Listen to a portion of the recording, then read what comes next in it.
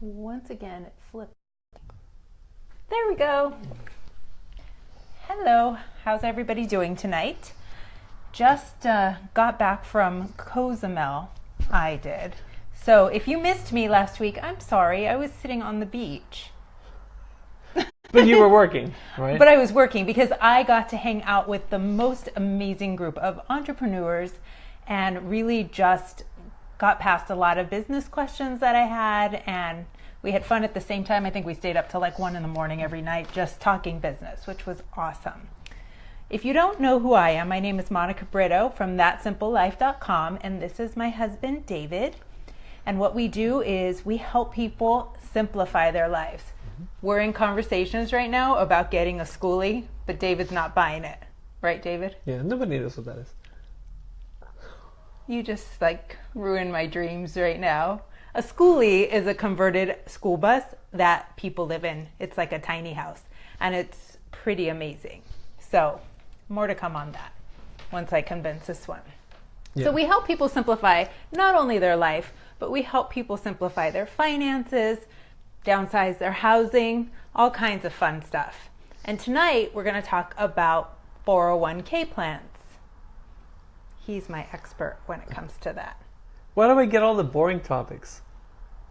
Do I have to answer that? I was going to say because you're boring, no, but that's because you're the certified financial professional. So okay. You have to talk about the stuff that is important to people and the stuff that really means something when it comes to their money. True. So what do you got for us today? We're going to talk about 401ks, or maybe if you work for a nonprofit, you might have a 403b, 457 government employee, anything that starts with a 4. So, if it starts with the 4, it has to do with your money. Yeah, so it's the government IRS code, to talk about a qualified retirement plan. So basically the 401k is the most common, so it's for a for-profit company. So you'll hear on the news 401k, so that's what most people are familiar with, even though your type might be a little bit different. But anyway, 401ks. First thing to do is simply start it. So if you're not in it, get in it. Do people not do that?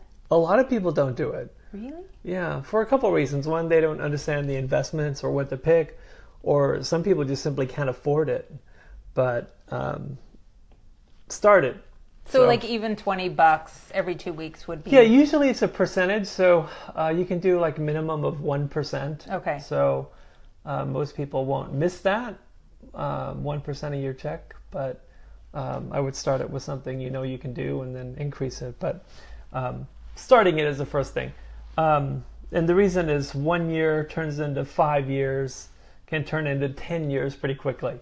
Yeah, so, I have to be honest, I was one of those young people who was like, unless the company gives me money, I'm not going to give them money. I didn't understand it. So that's pretty tough. That happened with me too. I worked for a company for 4 years, and I never contributed to the retirement plan because I never thought I was going to be there that long. I'm going to leave in 6 months. And then 6 months went by. I may not be here very long, so why should I open a retirement plan and then move it out or whatever? So it turned to 4 years. People get stuck. They think, I'm only going to work here for a year, and then I can't do anything with it. But you're going to talk about that later, right? Right. Okay. So, for my own personal example, I worked for an investment company, a bank investment company for 4 years, and, worked my way up and made more money as I, went through the career there, but I lost out on some contributions and some taxes. Yeah, so. And you just said you worked for an investment company. You're really stupid if you did that. No, I procrastinated. A lot of people do. I think that's just part of being in your 20s, it was, just in general. Because even though you worked with investments, you're not thinking long-term. Long-term. So start your retirement plan at your job if you haven't, especially if they offer some sort of match. So start it up to and including the maximum match if you can.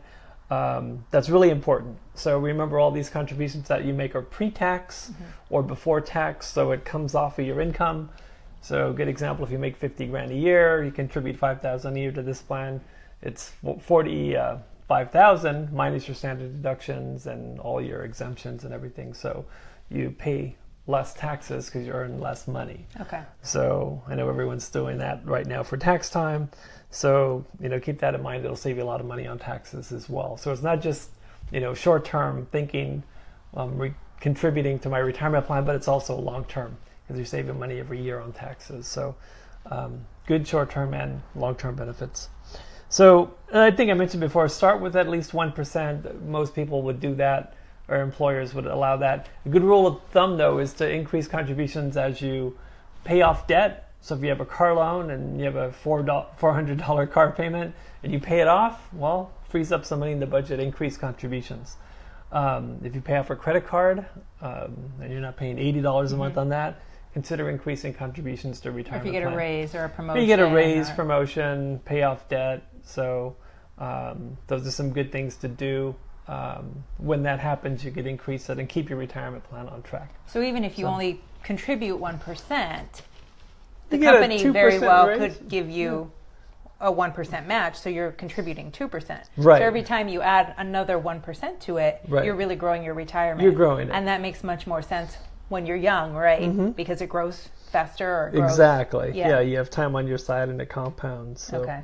it's a good, I'm still powerful getting tool. it. I'm learning. Yeah. So anyway, it's a good rule of thumb if you pay off debt, get pay raises, things like that. We're going to talk a little bit about the limits. I know most people aren't there, but if you're under 50, you could contribute over 18,500 is a limit. People 50 and over can do 24.5. It's a lot of money, but I would say do what you can. And the reason you want to do this, we'll talk a little bit about some investment part. Do you think that'll be helpful for somebody, or Like what you should do, how you should allocate the funds? right? A lot of people have Okay.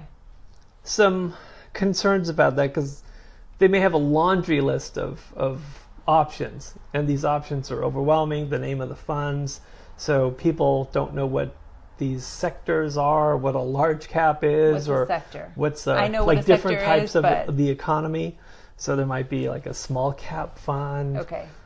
large cap, international. So different types of the Yeah, economy. Yeah, so there's all And I these, just learned this, and this is why Yeah. I'm asking him, So, because I don't think a lot of people know a lot this. of these terminologies that are thrown out as options. So like technology is yeah, a sector. technology is a sector. What's yeah. another example of a sector? Energy, so Pharmaceutical, oil, yeah, stuff but like that. Usually Okay. those aren't allowed in 401ks, 401ks, right? That's but, more other type of investments. other types. But your investment choices are can vary from a lot of funds, and a lot of people just get overwhelmed by what to pick. So a lot of that has to do with risk level. Okay. So if you're uncomfortable with risk, then maybe you should be in the ones that don't have a lot of risk level. Okay. Of course, there's not a lot of return there, but if you have any questions, you could definitely ask your financial advisor or Yeah, and drop me a line. I feel like a lot of people don't want to be risky with it, and that's fine. Some I don't people think don't. it's about that. Even, it's just about getting that money in there and it growing and compounding over time. And it's not just it used to be an age thing where people, as they got older, they reduced risk to protect principal. But I know some millennials who are just adverse to risk, and everything's safe. I don't want to lose any money. So I know some millennials who don't want to have a lot of risk level. So, and that's fine. You have to sleep at night, and you have to be comfortable with your statements. And when you get them, you don't see the ups and downs. But everyone's risk level is different. Mm-hmm. So, more of a personal choice there. But the reason why the 401k is important, though, is it's a part of many parts of your retirement plan. Mm-hmm. So you're going to have different sources of income when you retire. You're going to get Social Security if you worked in the private sector, so you're going to have some of that. I believe you'll have Social Security in some form. So you're going to get Social Security, pension if you have it. Do you know how many people have a pension plan at their job? Or most Americans, or how many percentage of Americans have a pension with their company? I have absolutely no clue. No? Throw out a number. Just throw out a number. 10%? It's 10%! Yeah. So 90% of people Americans do not have a pension through their employer. So if you do have a pension, you're rare. But most companies do not offer pension plans anymore. So you may have a pension if you're in that 10% group of people. So Social Security, pension, 401k. There's your retirement plan from your work. You may want to supplement retirement plans with annuities to supplement income, and you may have other assets at that point. You may have inheritances, you may have other rental property, you may have savings accounts. So you may have other asset that might fund your retirement. So it's the 401k is a big component of your total retirement plan. So you look at all those sources of income, and see if you can get to around 70% of your replacement income while you were working. That way it doesn't feel like you were. That way it doesn't feel like your standard of living falls off. So you want to get to 70% of what you were making? Of what you were making. Okay. Yeah, from all sources. It's a good rule of thumb. Okay. So we can help you piece it all together, 70 to 80% ideally. But and then you downsize your life a little bit to kind of. Yeah, most people do. Yeah, because they don't have the expenses. You may have your home paid off at that point if you bought a house. Yeah. Ideally. Yeah, you're generally not funding kids' education anymore. So, there's a lot of expenses that tend to go away as you're preparing for retirement or as you get into retirement. So, so what happens if you worked somewhere for 5 years and you decided to leave, and now what? Now what happens with the to retirement plan? You could either roll it over to your employer's plan, or you could roll it over to an IRA, individual retirement account, so you could have a lot more control over those investments if you open up an IRA.